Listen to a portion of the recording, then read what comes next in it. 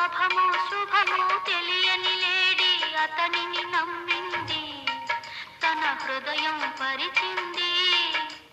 ఆ తరువాతే తెలిసింది